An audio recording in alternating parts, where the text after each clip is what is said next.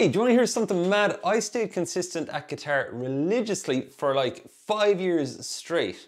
So this video, I'm going to give you a walkthrough of how I did that, and this video is all about how to stay consistent on guitar. Now, here's the reality. I was learning guitar and I was a teenager, and I don't know what age you're watching this, but teens, they have a lot of time. And I had oceans of time, any amount of time. So I could decide to play guitar at 2 o'clock in the morning. I could decide to play guitar in the morning. I could, zero responsibilities. Now, if you're watching this, I'm guessing you're an adult with responsibilities. So what I've done in the past 20 years of teaching, I've basically mapped the areas that worked for my playing into students' schedules. So it gives you the maximum chance of following through on staying consistent on guitar. So that's what we're going to cover here. Now, the first thing I'm going to say is, I found that when I got older, that playing guitar every day wasn't a reality. You know, like here's an example. A funeral comes up. What are you going to do? Still say to people, I'm going to practice guitar because I do it every day. No, you stop and you focus on what's important in that moment. If you're sick, if something comes up, if you just are busy, friends call her, you know, being an adult, like, just, it seems like the world starts coming in at you. And in those moments, you've got to learn how to build better walls. I think, what do psychologists call it? Boundaries, better boundaries around your time, right? So what I've found that's worked for the students I've worked with over the past 20 years is aiming to show up every day, aiming for that, but being okay with there being a fallout in time. What do I mean by that? You aim for every day. So out of 365 days in a year. But really, like in the back of your mind, you're going, well, at least if I got like 80% of the year, if I showed up on guitar, that'd be good. But it's like that old idea in school. Did you ever hear that before? Like students, we used to ask the teacher, how much do you need to pass the test? And the teacher would go, oh, you need 60. So some of us would go, cool, 60 is what I'm aiming for. And like, what about the other 40% of marks? And I had a college lecturer, and one day he blew my mind when he said this. He was like, lads, why are you asking about the lowest mark? He said, it's 100, like. Aim for 100, and below there's a bonus. Aim for 60, you're already missing 40. So that's where I got that from. It was like, right, so we'll aim for every day, but allow yourself that it's okay that you're going to miss days, right? So keep a tracker. You could just keep like a page. It can be super simple. Just keep a regular page and keep just boxes and just tick it when you do your practice for the day. So that's the first thing towards consistency. It's managing your expectations. So you're aiming to play every day, but you're okay if you don't do it every day. What's the minimum? I would say minimum 5 days a week. Like aim for a minimum of 5. But don't say 5 from the get-go, because in the back of your mind, that's giving yourself a get out of jail card to do 4 or do 3, right? So aim for the 7. And how do you do that? Well, I had a friend and he told me he's getting back into guitar, and it was class. Like, I've shared this so much. Like, he told me he's getting back into guitar one summer. And I asked him, cool, what's your playing goal? And he just said, you know, I'm just aiming to pick up the guitar every day and hold it for a minute. And in first I was like, what? And then he told me, he went on, he said, you know, I have it left out in sight, and that's a tip, leave your guitar out in sight. Do not leave it in a case. And he told me, you know, I pass it and I just get it and I hold it for a minute. Now, I don't know about you, but if you were holding a guitar, you'd probably want to play it. Like, and if you're going to play it, you'll probably play it for longer than a minute. And that was his gateway. It's called like, it's a micro commitment in psychology. It's where you make a micro commitment to do something. That's very easy to do. So he picked up his guitar for a minute, which got him on the guitar. It was in sight, and you could try this. And he just played something. And then sometimes it went longer than a minute. And I checked in with him and I was like, how did it go since? And he said, oh, geez, he said, yeah, like, Joe, yeah, playing way more. And he said, some days I'm busy, but I still pick it up for the minute and I just leave it down afterwards. But see, the important thing there is he was reinforcing the habit of picking it up. That's where it all started. Oh man, I think that's so cool. So don't underestimate the power of doing something like that. That's incredibly useful and powerful, as simple as it sounds. So that's the guitar left out, in sight, someplace you're passing the whole time, not in a room of the house that you need to purposefully go into to pick up the guitar. 1 minute, and then start playing.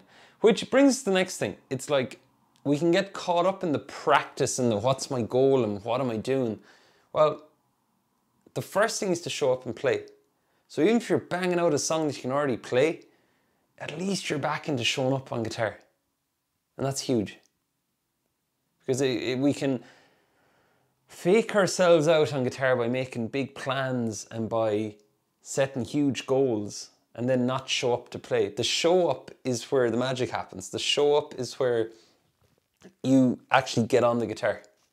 And that starts with the 1 minute promise. So start some playing. Now, if you're really struggling with starting and stopping and being consistent, I do this for a week or so, just to get back playing. Just whatever voices are in your head, whatever inner critic stuff is going on where it's like, well, you're not improving, you're just doing the same thing you're always doing. Screw it. Just screw it, just do it. Just get on the guitar and just get playing. Like that, like seriously. Like, because the whole thing about being consistent on guitar, the root problem here isn't that, oh, I'm needing something to practice. The root problem is I'm just not picking up the guitar. So you start with that. Now, if you're finding that okay, then the next thing is, well, what do you do next? And the next thing I'd suggest is when you're looking for something new to learn, oh, by the way, one quick thing, schedule it in your calendar. Like, instead of it being left up to chance that you might do something with the guitar, put it in your calendar, your Google Calendar, whatever system you use, and you got to put walls around your time that you practice. So if you have kids, I know you could be going around in the evenings, like dropping them to games and dropping them to sport and evening classes, and then you get home and you're tired and there's dinner, and if you have a spouse and everything, you know, like there's all these things. So whatever time, and if you can at all, to try and do it in the morning for 20 minutes before everything lifts, like before your day gets busy. And aim to do, if you do a session in the morning, you're going to find that if the rest of the day just takes off and it's mental, well, you got it done. Tick the box, that's another day done on guitar. And then in the evening, you could do some more as a bonus. But if you're waiting for the perfect time to get your guitar playing in, it doesn't exist. Like, it just doesn't.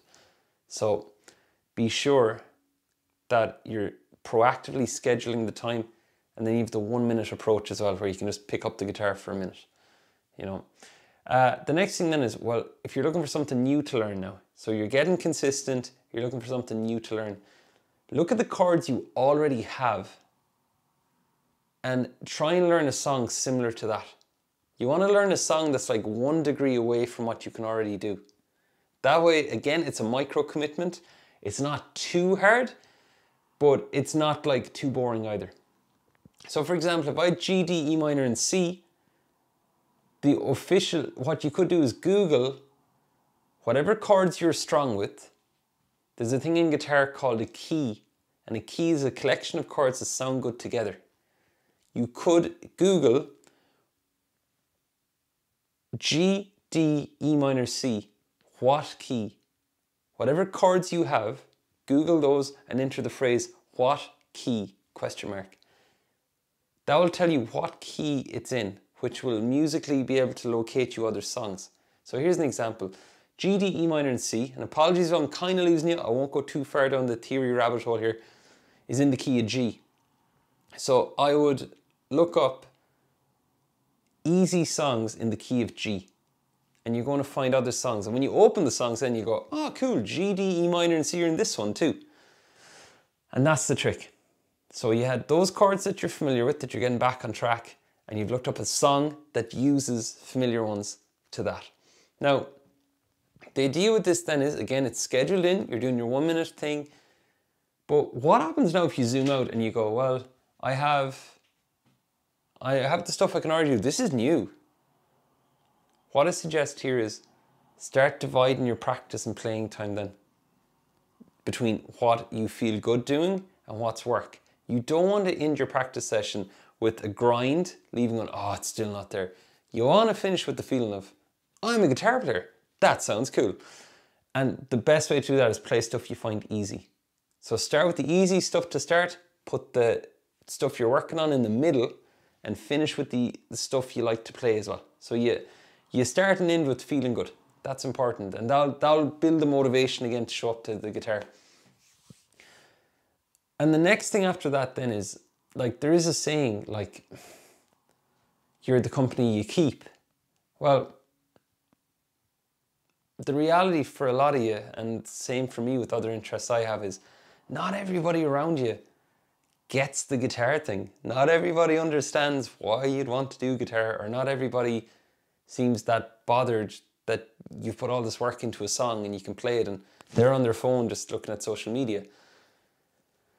You want to get around other people who are on the same journey as you. I cannot drive that point home enough. That is like, and for a lot of you, it could be your teacher. It could be that you go for your lesson once a week. If you go to a private teacher, and that's your accountability, that's your motivation, that's your understanding, somebody else who gets the guitar thing. But I know for a lot of you you're learning online, and it isn't feasible to have a one-to-one teacher, and I totally get that.